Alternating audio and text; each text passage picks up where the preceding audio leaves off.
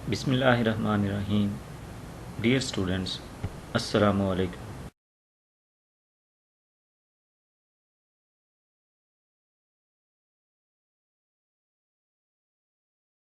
उम्मीद है कि आप सब लोग बिल्कुल खैरियत से होंगे।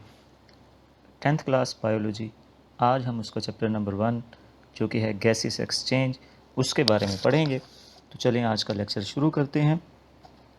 सबसे पहले हमें ये पता होना चाहिए कि what is cellular respiration. 9th class में आप लोग इस बात को पढ़ चुके हैं कि सेलुलर रेस्पिरेशन क्या है। 7th चैप्टर 9th क्लास का, जिसमें आप लोगों को एक डिटेल अपने सेलुलर रेस्पिरेशन के बारे में पढ़ा है कि this is the process in which food is broken by redox reaction, यानी ऑक्सीडेशन रिडक्शन रिएक्शन के ज़रिए आप लोग जो फूड है यानी ग्लूकोज है उसको आप लोग ब्रेक डाउन करते हैं और उसके नतीजे में क्या बनता है, कार्बन डाइऑक्साइड और पानी यानी वाटर बनता है इसके अंदर। अब सवाल ये पैदा होता है, where do the organisms get oxygen for cellular respiration, यानी जानदार जो हैं वो कहाँ से ऑक्सीजन हासिल करते हैं सेलुलर रेस्पिरेशन के लिए। तो organisms get oxygen from the environment, ज़ाहिर बात है कि उन्हें माहौल से ऑक्सीजन मिलती होगी टू परफॉर्म सेलुलर रेस्पिरेशन। तो ये जो सेलुलर रेस्पिरेशन का प्रोसेस है ये मैकेनिकल भी है और बायोकेमिकल भी है, क्योंकि इसके अंदर एक मैकेनिज्म शामिल है और क्योंकि इसके अंदर केमिकल रिएक्शन है और ये लाइफ के अंदर हो रहा है, जानदारों की ज़िंदगी के अंदर हो रहा है, इसलिए ये क्या है, बायोकेमिकल रिएक्शन। अब अगला सवाल ये पैदा होता है, व्हाट इज़ गैसेस एक्सचेंज, यानी गैसों का तबादला क्या है। क्योंकि हमारा चैप्टर ये सारे का सारा बेस कर रहा है गैसेस एक्सचेंज पे, तो हम लोग ये देखेंगे कि गैसों का तबादला है क्या। तो बेसिकली गैसेस एक्सचेंज से मुराद है कि हम हवा को अपने जिस्म में लेके जाएं ताकि उसमें से हम लोग ऑक्सीजन हासिल कर सकें और फिर हम अपने जिस्म से हवा को खारिज बाहर करें ताकि हम उसमें से कार्बन डाइऑक्साइड को बाहर निकाल सकें। तो यही चीज़ लिखी है यहाँ पे, taking in air to get oxygen and giving out air to get rid of carbon dioxide is called gaseous exchange। तो अब अगला सवाल ये पैदा होता है, व्हाट इज़ ब्रीदिंग। याद रखें, जब जो पौधे हैं वो सांस नहीं लेते, it is a process in animals. Animals take air in to get oxygen, जानवर जो हैं वो हवा को अंदर लेके जाते हैं ताकि ऑक्सीजन हासिल कर सकें। Give air out to get rid of carbon dioxide, और वो हवा को बाहर निकालते हैं ताकि कार्बन डाइऑक्साइड को बाहर निकाला जा सके।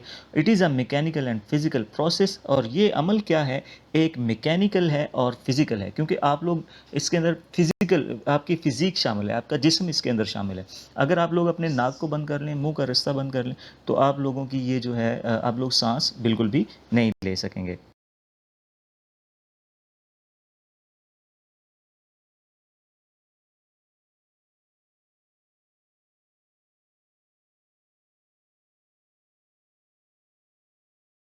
सवाल ये पैदा होता है कि गैसेस एक्सचेंज इन प्लांट्स, हमने ये तो देखा कि जानवरों के अंदर गैसेस एक्सचेंज से मुराद क्या, वहाँ पे हमने ब्रीदिंग लिया। अब यहाँ पे हम लोग देखेंगे कि गैसेस एक्सचेंज इन प्लांट्स जो है वो कैसे होता है। तो जैसे कि like animals plants do not have nose lungs etcetera, जानवरों की तरह इंसान पौधे जो हैं उनके अंदर ये लंग्स वगैरह या नाक वगैरह नहीं होती। They have special mechanism to take in air and get rid of carbon dioxide, ख़ास मैकेनिज्म होता है उनका कि वो हवा को अंदर ले जा सकें और उसमें से ऑक्सीजन हासिल कर सकें और ऑक्साइड कार्बन डाइऑक्साइड जो है उसको बाहर निकाल सकें। Leaves and young stems have stomata for this purpose. अगर हम लोग जो पत्ते हैं और छोटी उम्र के जो तने हैं उनको देखें तो उनके अंदर जो छोटे छोटे सुराख होते हैं जिनको हम स्टोमेटा कहते हैं वो इस मकसद के लिए मौजूद होते हैं।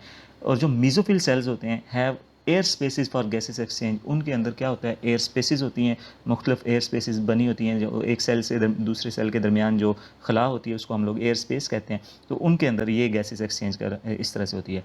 जो बड़ी उम्र के तने होते हैं उनके अंदर क्या होता है, और जो बड़ी उम्र की जड़ें होती हैं उनके अंदर ख़ास किस्म के सुराख, स्पेशल ओपनिंग्स होती हैं जिनको हम लोग लेंटिसेल्स कहते हैं। और जो छोटी उम्र की जड़ें होती हैं उनके अंदर से किस तरीके से वो मट्टी के अंदर जो गैसें मौजूद होती हैं वो वहाँ से उसको कर लेते हैं, डिफ्यूज़ कर लेते हैं और इस तरह से वो अपना काम चला लेते हैं।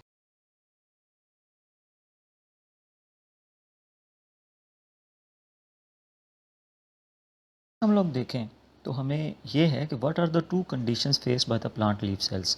पौधे के जो पत्ता है उसके सेल्स को कौन सी दो कंडीशंस का सामना करना पड़ता है।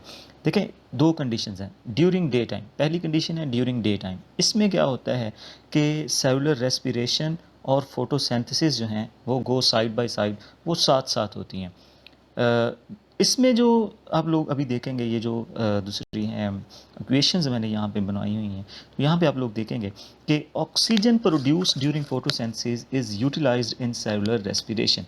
यानी जो ऑक्सीजन और ग्लूकोज यहाँ पे बनता है फोटोसिंथेसिस के दौरान, उसको हम लोग नीचे जो रिएक्शन आप लोगों को नज़र आ रहा है सेलुलर रेस्पिरेशन का, उसके अंदर यूज़ कर लेते हैं। जबकि जो carbon dioxide produced during cellular respiration is utilised in photosynthesis. जबकि जो कार्बन डाइऑक्साइड बनती है सेलुलर रेस्पिरेशन के दौरान, उसको हम लोग क्या करते हैं, इसके अंदर फोटोसिंथेसिस के अंदर यूज़ कर लेते हैं। तो अब आप लोग ये देखें कि ये डे टाइम में है। डे टाइम में फोटोसिंथेसिस और सेलुलर रेस्पिरेशन जो है वो साथ साथ हो रही होती हैं।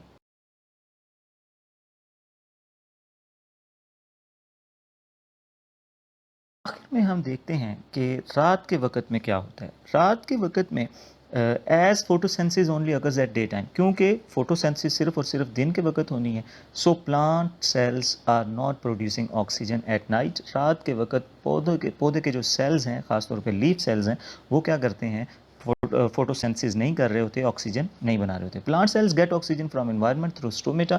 अब ऐसे में क्या होता है कि पौधे के जो सेल्स हैं, पत्ते के जो सेल्स हैं, वो ऑक्सीजन को अपने इन्वायरमेंट से हासिल करते हैं, और carbon dioxide is not utilised in photosynthesis, क्योंकि अब फोटोसिंथेसिस नहीं हो रही। तो अब उसके दौरान जो दूसरा कार्बन डाइऑक्साइड बनती है, वो क्या होती है, सेलुलर रेस्पिरेशन के दौरान जो कार्बन डाइऑक्साइड बनती है वो ज़ायद मिकदार में होती है।